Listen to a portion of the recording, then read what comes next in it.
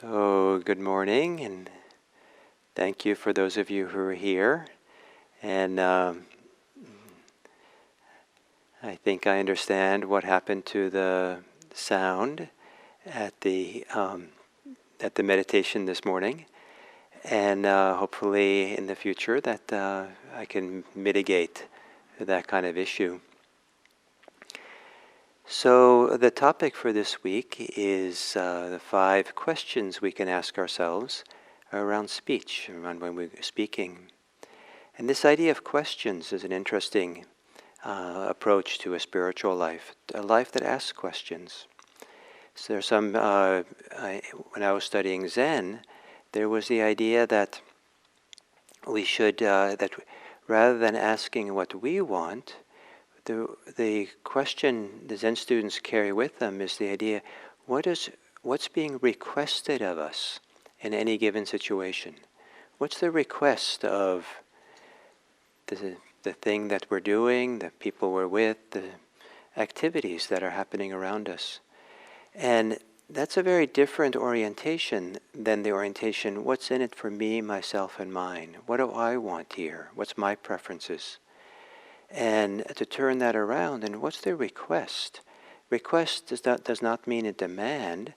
It means, what is the request? What is the opportunity that's being requested of me and being asked of me? And so that's an example of using a question. What is the request? And with speech, to have these questions we ask ourselves, partly so that maybe we're free ourselves from ways in which we're caught in the grip of me, myself, and mine, of being selfish, where the orientation maybe is excessively, what do I want? What are my preferences? And so to this question of that I started off with this week is, what is true? If you're going to speak, what is true? Yesterday is it timely? Is it the time for something? Today, the question is it supportive? Is it soothing? Is it gentle? Is it heartwarming? Exactly what the Pali, the original word, is not so clear, but what is clear is that it's the opposite of harsh speech. And some people translate it as gentle, some people as polite. But today I'm thinking about it in terms of, we have an idea in modern psychology that we're kind of wired sometimes to either fight or flight. And then in more recent times, people have said we're also wired for something very different. We're wired for approach and soothe. So if there's a child who is in distress, we approach the child and comfort the child and reassure the child. And the idea of neither fight nor flight, but maybe what is it, that situation that needs to be reassured? What needs to be, when there's conflict between people, we sometimes have the language of smoothing things out. And that word smoothing out is close to the meaning of the Pali word. Some people translate it as soft.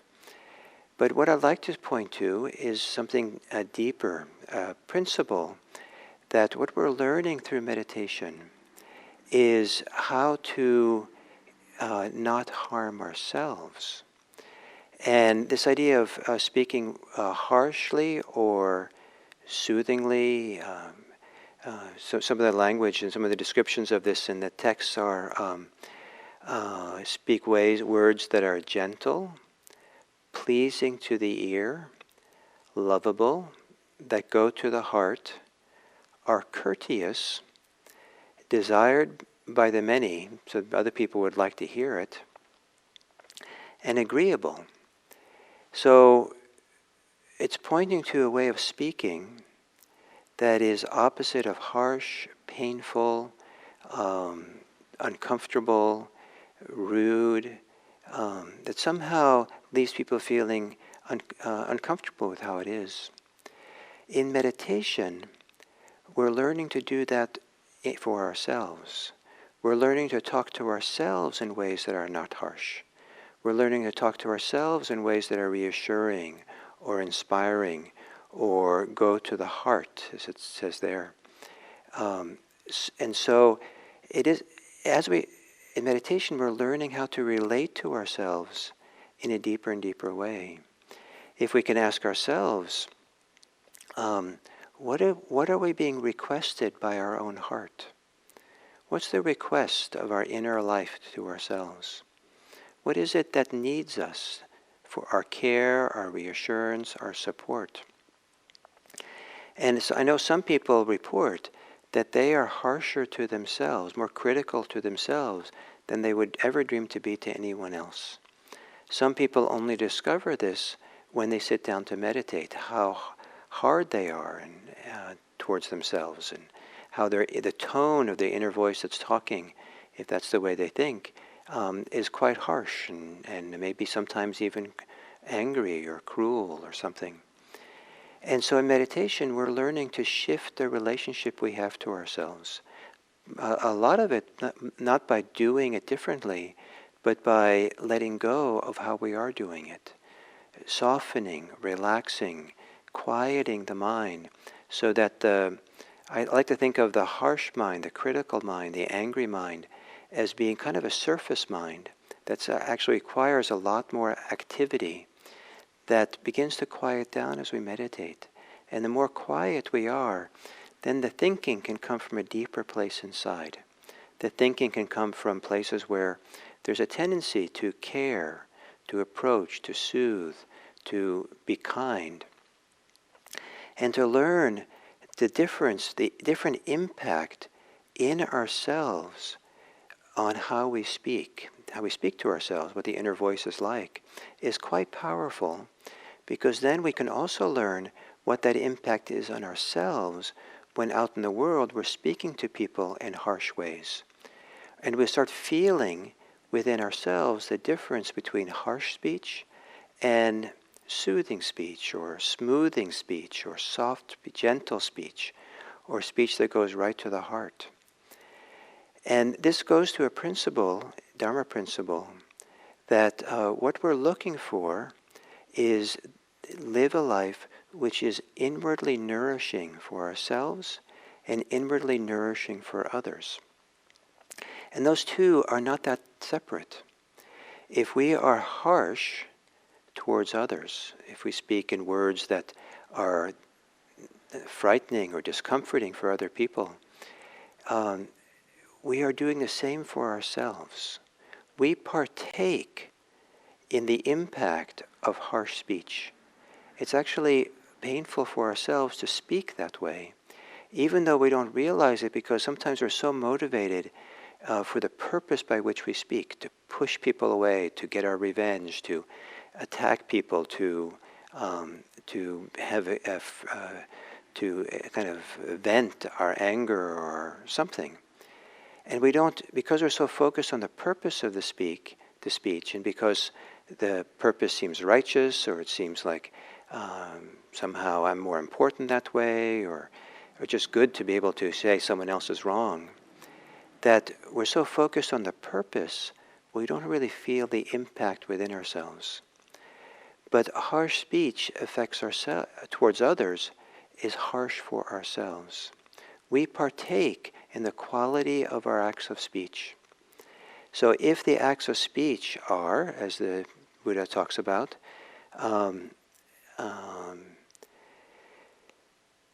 gentle, pleasing to the ear, lovable, they go to the heart, are courteous, and many people would like to hear, then we are nourished by that. And others hopefully are nourished. To live a life that is willing to approach and soothe. I've encountered people who are very angry, not necessarily towards me, and I found that an important thing to do was to step towards them, to soothe them, to quiet them. I've done that with small children who are angry, and to step towards them, to approach them and be reassuring. To go towards a young child who's upset and be angry with the child or be harsh really just makes it worse for the child. It also makes it worse for us as the speaker. So this kind of reciprocity, or I don't know, this mutuality, or this way in which speaking has an impact in both directions, on ourselves inside and on the world outside. If we speak in harsh words, it has one impact. If we speak in gentle, courteous, smooth, soft, inspiring, heartfelt kind of words, it has a very different impact on self and others. And as we meditate and go deeper and deeper in meditation, we realize more and more that it's simply not worth it to do anything that is the opposite of nourishing, to do anything with our speech that is harmful to ourselves. It's just simply not worth it. It goes against it's kind of what's really valuable and what's supportive for ourselves and the world.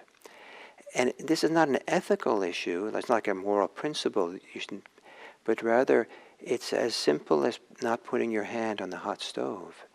Meditation makes us so sensitive to the impact of how we live that of course we're going to live in a kind way. Of course we're going to live in a non-harsh, non-aggressive way. So is it gentle? Is it soothing? Is it soft? Is it inspiring? Is it reassuring?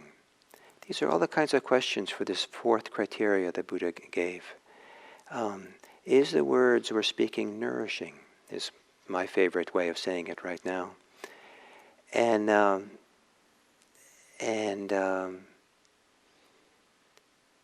then I guess the follow-up question is, if it's not nourishing, is that really worth it? So thank you. And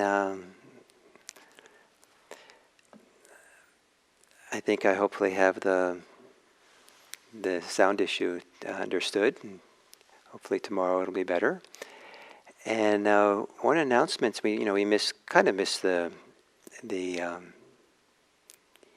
doing all the meditation today. I'm going to be offering another meditation today on YouTube. I'm the teacher for our retreat center, the Insight Retreat Center. Every Wednesday morning has what we call a mini retreat, and that's about 2 hours, from about 10 to 12, or 12:20 or something. And I'm the teacher for that, and so there'll be 2 meditation sessions, and I'll give some teaching. And you can find the mini retreats. I think it's on, might be on IMC's schedule page, but certainly if you go on insightretreatcenter.org, there'll be a reference, a pointer to the mini retreats. So thank you very much.